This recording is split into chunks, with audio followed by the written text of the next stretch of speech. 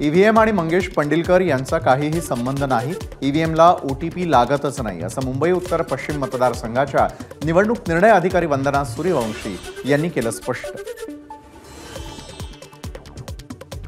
देशामध्ये लोकशाहीची हत्या, फसवणूक करणाऱ्यांना शपथ देणार का? वायकर प्रकरणावरून आदित्य ठाकरेंचा सवाल, तर मुंबई उत्तर पश्चिम मधील निवडणुकीविरोधात कोर्टात जाणार ठाकरेंचं वक्तव्य. मतमोजणी केंद्रावर हजारो मोबाईल होते, 20 पेक्षा अधिक उमेदवार मतमोजणी केंद्रावर होते, मग एकटा रवींद्र वायकर काय करू शकतो? आदित्य ठाकरेंच्या आरोपांना खासदार रवींद्र वायकरांचं प्रत्युत्तर. मुंबई उत्तर पश्चिम मतदारसंघातील मतमोजणी प्रक्रिया संपूर्णपणे भारत निवडणूक आयोगाच्या नियमावलीनुसारच पार पडली. मुंबई उत्तर पश्चिम मतदारसंघाच्या निवडणूक निर्णय अधिकारी वंदना सूर्यवंशी यांचं स्पष्टीकरण. धारावी झोपडपट्टी पुनर्विकास प्रकल्पाची जमीन महाराष्ट्र सरकारच्या विभागांकडे हस्तांतरित केली जाणार. वर्षा गायकवाड यांच्या आरोपांनंतर सूत्रांची माहिती. मुख्यमंत्री शिंदेंच्या मुंबईतील नंदनवन बंगल्यावर बैठक संपन्न. शिवसेनेच्या 58व्या वर्धापन दिनाच्या दिवशी साजरा केला जाणार विजयाचा जल्लोष. सर्व कार्यकर्ते नेते मंडळींना वर्धापन दिना दिवशी मुंबईमध्ये येण्याच्या मुख्यमंत्र्यांच्या सूचना.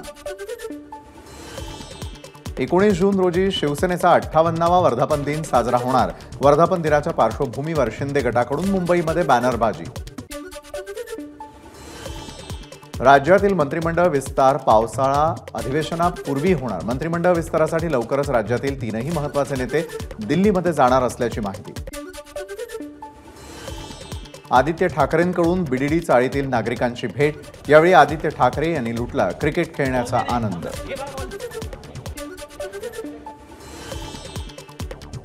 राज्यामध्ये आपल्या जिल्ह्यातील प्रत्येक वारीचे मोठ्या प्रमाणामध्ये स्वागत करा, तसंच वारकऱ्यांना प्रत्येक जिल्ह्यामध्ये शिवसेनेकडून हवी ती मदत आणि सोयी द्याव्या, मुख्यमंत्र्यांच्या सूचना. आषाढी वारीसाठी वारकऱ्यांच्या सेवेसाठी 3906 आरोग्य कर्मचारी तैनात. श्री क्षेत्र देहू आणि आळंदीत पालखी सोहळ्याची जय्यत तयारी सुरू. भाजप नेत्या पंकजा मुंडेंचा लोकसभा निवडणुकीमध्ये पराभव झाल्यामुळे चिंचेवाडीतील एका युवकाची आत्महत्या. आत्महत्या केलेल्या युवकाच्या घरी पंकजा मुंडेंची सांत्वनपर भेट. बीडच्या चिंचेवाडीमध्ये आत्महत्या केलेल्या युवकाच्या घरी पंकजा मुंडेंची सांत्वनपर भेट. यावेळी पंकजा मुंडेंनाही अश्रू अनावर.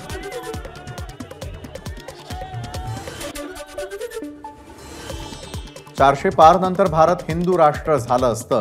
टी राजा सिंग यांचं भिवंडीतल्या धर्मसभेमध्ये वादग्रस्त वक्तव्य.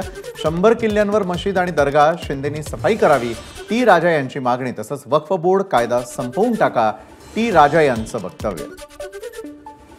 टी राजांचा अभ्यास कमी. 400 काय 500 पार गेलात तरी हिंदू राष्ट्र किंवा मुस्लिम राष्ट्र होऊ शकणार नाही, आमदार अमोल मिटकरींचा टोला. तर बाबासाहेबांनी लिहिलेल्या संविधानानुसार देश चालत असल्यानं भारत राष्ट्रच राहणार, मिटकरींचं विधान. 400 पार म्हणजे मनुस्मृती आणण्याचं प्लॅनिंग. टी राजा यांच्या वक्तव्यावर जितेंद्र आव्हाडांची टीका.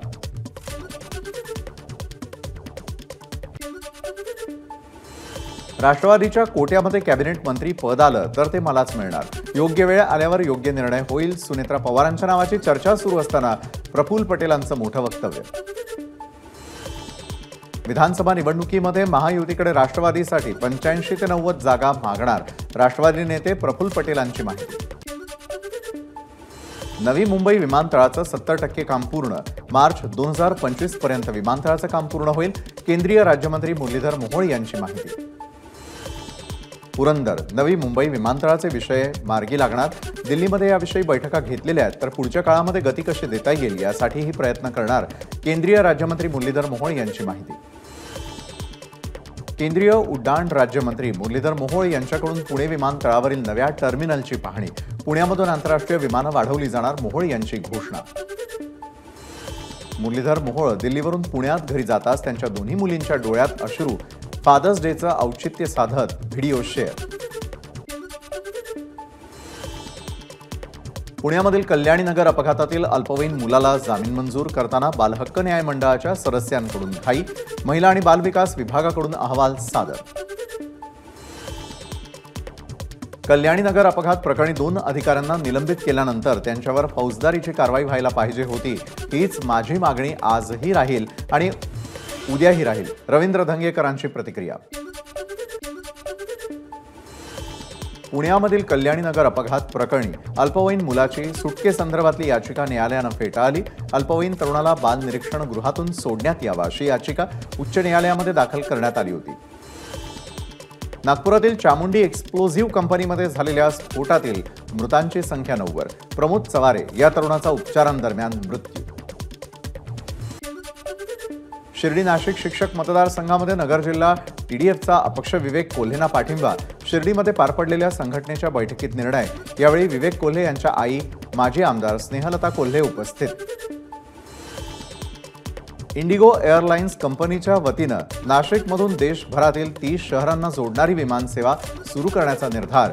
इंडिगो कंपनीकडून नाशिक विमानसेवेचं नवं वेळापत्रक जाहीर. पुण्यामधील रस्त्यांवरील सिग्नल सांभाळण्याची आता पुणे पोलिसांची जबाबदारी. महानगरपालिकेकडे असणारे अधिकार आता पुणे पोलिसांकडे असणार. उपमुख्यमंत्री अजित पवारांचा निर्णय.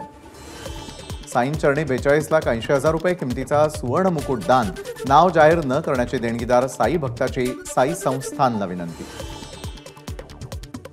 कोल्हापूरची अंबाबाई, तुळजापूरची तुळजाभवानी आणि माहूरची रेणुका माता या 3 शक्तिपीठांना जोडणारा महामार्ग वादाच्या भोवऱ्यात. कोल्हापूरसह 12 जिल्ह्यातील शेतकऱ्यांचा या महामार्गासाठी जमिनी देण्यास विरोध. अहमदनगरचे प्रसिद्ध चित्र आणि शिल्पकार प्रमोद कांबळे यांच्या कलेच्या सन्मानार्थ त्यांच्या नावानं ब्रशची निर्मिती तर ब्रशची बाजारात मागणी. पावसाळा सुरू असूनही नाशिक शहरात खोदकामांना सुरुवात. 25 जूनपर्यंत शहरातील रस्ते बुजवण्याचे मनपाचे निर्देश. तर विनापरवानगी रस्ते खोदल्यास थेट फौजदारी गुन्हा दाखल करणार बांधकाम विभागाचा इशारा. नाशिकच्या पंचवटी हद्दीमध्ये सापडलेल्या मानवी कवट्या प्लास्टिकच्या असल्याचं निष्पन्न. तर अघोरी विद्या करणारा भोंदूबाबा पंचवटी पोलिसांच्या ताब्यात. पुणे नाशिक महामार्गावर राजगुरुनगर बायपासजवळ मालवाहू ट्रकला आग. आगीमध्ये संपूर्ण ट्रक जळून खाक. छत्रपती संभाजीनगरमधील उर्दू शाळांना 2 दिवसांची सुटी जाहीर. 17 आणि 18 तारखेला सुटी मिळावी यासाठी शाळांनी जिल्हा परिषद सीओ यांच्याकडे केली होती मागणी. यूपीएससी परीक्षेमध्ये संभाजीनगरमध्ये गोंधळ. गुगल मॅपच्या चुकीमुळे यूपीएससीचे विद्यार्थी परीक्षेपासून वंचित. इतर जिल्ह्यांतून आलेल्या विद्यार्थ्यांचे अश्रू अनावर. रत्नागिरीच्या मंडणगड तालुक्यातील तुळशी माहू घाटामध्ये वाहतूक पुन्हा सुरळीत. पावसामुळे घाटात दरड कोसळल्यानं वाहतुकीसाठी मार्ग केला होता बंद. सिंधुदुर्गच्या कुडाळ तालुक्यामध्ये मुसळधार पाऊस. काही ठिकाणी ओढे पाण्याखाली तर कुडाळ मालवण रस्त्यावर मोठं झाड कोसळल्यानं 1 ते 1.5 तास हा रस्ता होता बंद. सिंधुदुर्गातील आडारी भेंडमळा इथे 40 फूट खोल विहिरीत पडला कोल्हा. विहिरीमध्ये पडलेल्या कोल्ह्याला सुखरूप बाहेर काढण्यात यश. रायगडमध्ये मासेमारी करताना जाळ्यामध्ये अडकला अजगर. सर्पमित्राकडून भल्या मोठ्या अजगराची सुटका. पुण्यामध्ये तरुणीचा जीवघेणा स्टंट. हात सोडून तरुणीनं चालवली बाईक. पुण्यातील हडपसर भागातली घटना.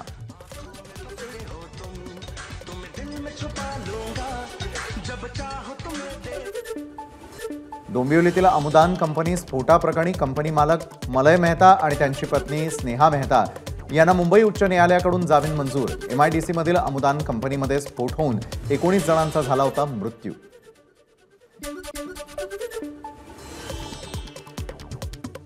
ठाण्यामध्ये अतिधोकादायक इमारतींचा पाणी आणि वीज पुरवठा खंडित. आयुक्तांच्या आदेशानंतर पालिका प्रशासनाची कारवाई सुरू.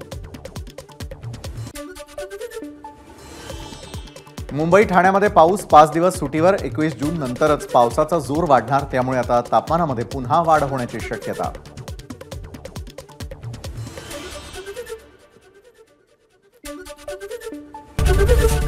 एबीपी माझा, उघडा डोळे बघा नीट.